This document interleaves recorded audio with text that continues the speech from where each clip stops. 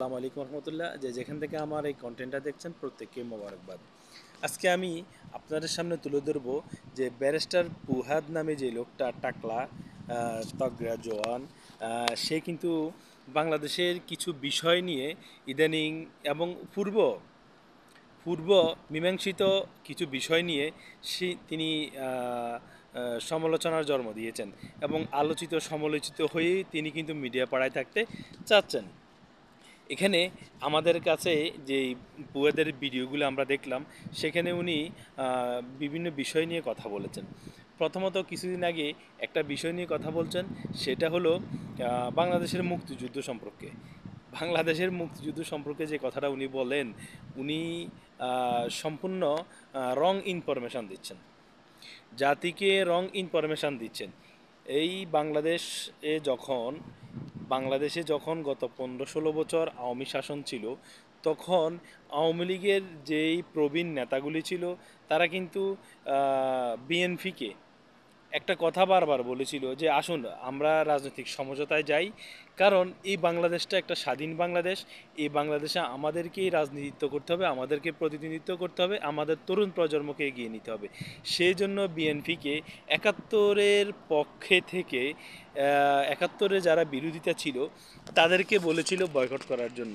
কারণ আপনারা প্রত্যেকে জানেন 2001 সালে বিএনপি জামাতের সাথে জোট গঠন করে ক্ষমতায় এসেছে, এবং এই জোটটাকে সব থাকবে, কিন্তু এখানে একাত্তরের যে বিরোধী দলটা, সে বা একাত্তরে যারা বাংলাদেশের বিরোধিতা করেছিল, সেই দলটাকে বলেছিল কি করার জন্য, বয়কট করার জন্য, কিন্তু বিএনপির পক্ষ থেকে তাদেরকে করে নাই। এখন এখানে উনি একটা তথ্য দিলেন, ফুয়াদ সাহেব, যে তথ্যটা হলো জাতিকে বিভ্রান্ত করার জন্য। কারণ যখন বাংলাদেশে 1975 সালে শেখ মুজিবুর রহমানকে সপরিবারে হত্যা করা হয়, এর পরবর্তীতে জিয়াউর রহমান ক্ষমতায় ছিল এবং রাষ্ট্রপতি হয়েছিল। তো তখন জিয়াউর রহমান নাকি, এটা আসলে কথাটা সঠিক, জিয়াউর রহমান অনেককেই রাজনীতি করার সুযোগ দিয়েছেন, তার মধ্যে অনিবন্ধিত এবং নিবন্ধন স্থগিত হওয়া বাংলাদেশের যে অংশটা ছিল জামাত ইসলামী সহ, এবং যারা বাংলাদেশের মুক্তিযুদ্ধের বিপক্ষে ছিলেন, তাদের নিবন্ধন স্থগিত হয়ে গিয়েছিল, তাদের বাতিল হয়ে গিয়েছিল, এবং সেটা উনি ফিরিয়ে দিয়েছিলেন। তো উনি এইটাকে ওভারটেকিং করে কি বলতেছেন, আওয়ামী লীগকে পুনর্বাসন করেছেন জিয়াউর রহমান। উনি কিন্তু সেটা নিজের জামাত ইসলামের কথাটা না বললে কার কথা বলছেন যে আওয়ামী লীগকে পুনর্বাসন করেছেন জিয়াউর রহমান, আর এর জন্য তাকে খেসারত দিতে হয়েছে। কাকে? জিয়াউর রহমানকে। জিয়াউর রহমানকে হত্যা করা হয়েছে। কিন্তু এখানে উনি বিষয়টা অন্যভাবে, যেভাবে বলার দরকার ছিল সেভাবে বলেন নাই। উনার জিয়াউর রহমানকে কারা মারছেন সেটা আমরা জানি, ক্রু পাল্টা ক্রু বিভিন্নভাবে হয়েছে, এবং এখানে বাংলাদেশ জামাত ইসলামী সহ বা বাংলাদেশের যেই ইয়েরই ছিল, মানে 1971 বা আমাদের মুক্তিযুদ্ধের বিরোধী একটা সংগঠন ছিল, যে সংগঠনগুলি ছিল তাদের অনেক ভূমিকা ছিল, এবং বৈদেশিক শক্তি তো অবশ্যই ছিল। এই গেল প্রধান কারণ। এখন আরেকটা হলো যে কি, 1996 সালের একটা কথা টানতেছেন। 1996 সালে আওয়ামী লীগ নাকি জামাতের সাথে আন্দোলন করেছেন।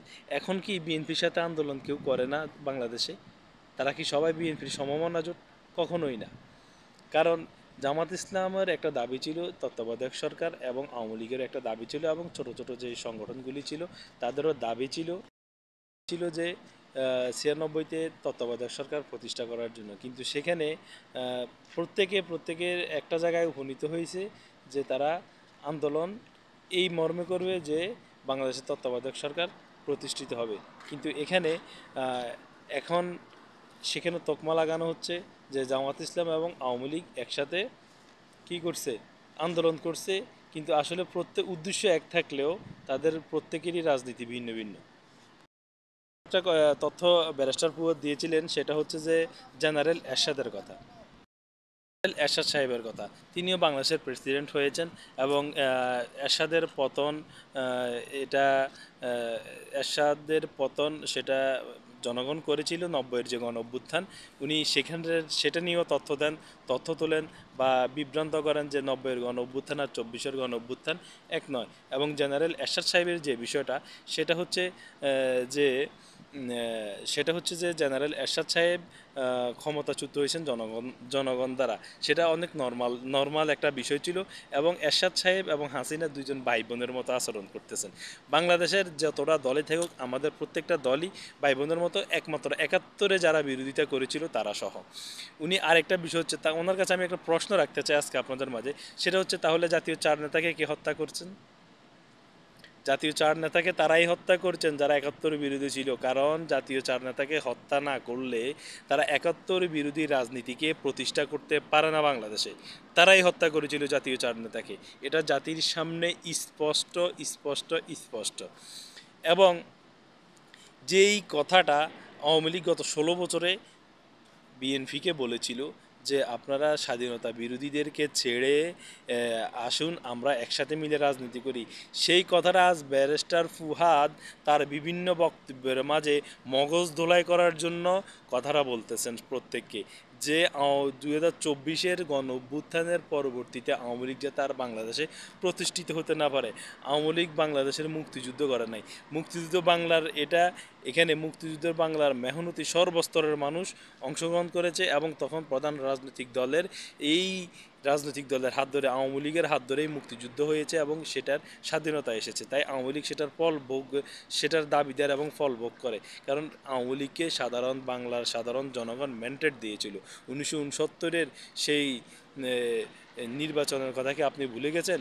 যেখানে যেখানে আওয়ামী লীগের নিরঙ্কুশ জয় পাওয়ার পরেও পাক সরকার তখন কি করে নাই, তালবাহানা করছে এবং তখন তারা ক্ষমতা হস্তান্তর করে নাই। যাক, দীর্ঘায়িত আলোচনা হয়ে যাচ্ছে।